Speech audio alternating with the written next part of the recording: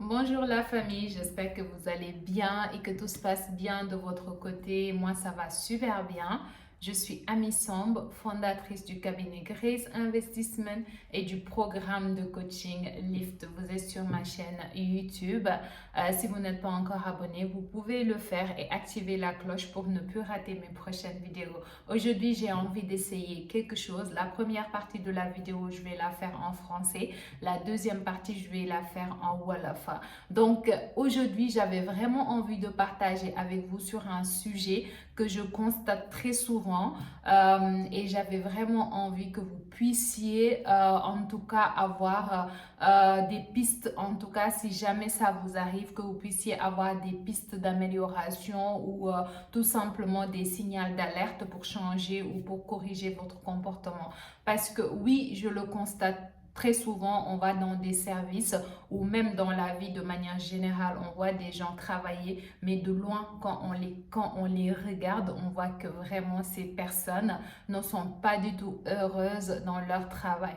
Vous savez, parfois, il peut arriver qu'on fasse un travail et que le train-train de la vie fait qu'on n'arrive plus à apprécier son travail, on n'aime plus l'environnement dans lequel on travaille et on devient très très irritable. Dès qu'une personne vous pose une question, vous avez tendance à réagir de façon très agressive sans pour autant savoir pourquoi vous faites ça. Moi, j'ai envie de vous donner quelques pistes. Soit parce que le travail que vous faites ne vous plaît plus, l'environnement ne vous plaît plus, soit tout simplement vous avez envie de tout simplement faire un break, c'est-à-dire prendre de la distance par rapport à cet environnement, par rapport à ce travail, pour pouvoir revenir dans de meilleures... pour pouvoir revenir dans de meilleures humeurs. Oui, parce que parfois on va dans des services, on pose des questions à une personne, on est désespéré, on ne sait pas où on va, etc.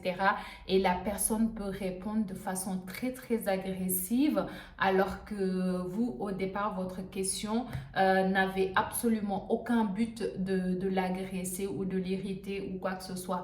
Et ça, si ça vous arrive, il faut peut-être commencer à réfléchir à soit prendre un break ou peut-être changer d'environnement de travail ou tout simplement changer de travail.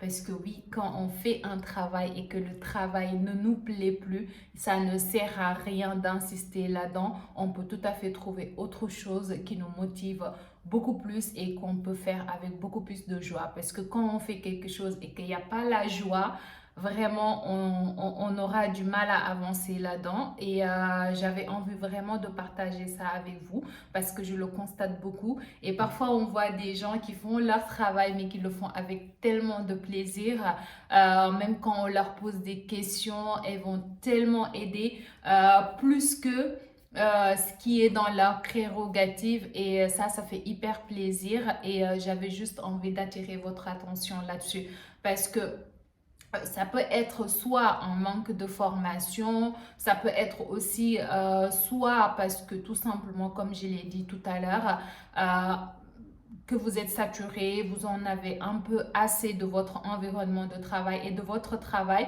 Et quand ça arrive, vous avez deux possibilités. Soit vous faites un break et vous revenez dans de meilleures humeurs, ou soit tout simplement vous changez d'environnement et de travail. Et dans beaucoup de cas, les gens insistent dans un travail qui ne leur plaît plus, qui ne leur apporte aucune gratitude. Et quand ça arrive, ce genre de situation, moi, ce que je vous conseille, c'est vraiment de boucler vos valises et de partir parce que c'est mieux pour vous et ça vous permettra d'avancer dans votre vie et dans votre projet, dans vos projets même, je dirais. C'est mieux que de passer votre temps dans un environnement que vous n'aimez absolument plus. D'accord? J'avais envie vraiment de partager ça avec vous parce que il y a beaucoup de personnes qui sont justement dans le cas contraire, qui font leur travail, mais qui le font avec tellement de joie. Et peu importe le travail, hein, peu importe le travail, ça peut être balayeur, ça peut être, je ne sais pas, femme de ménage, ça peut être serveur, ça peut être directeur de banque, peu importe.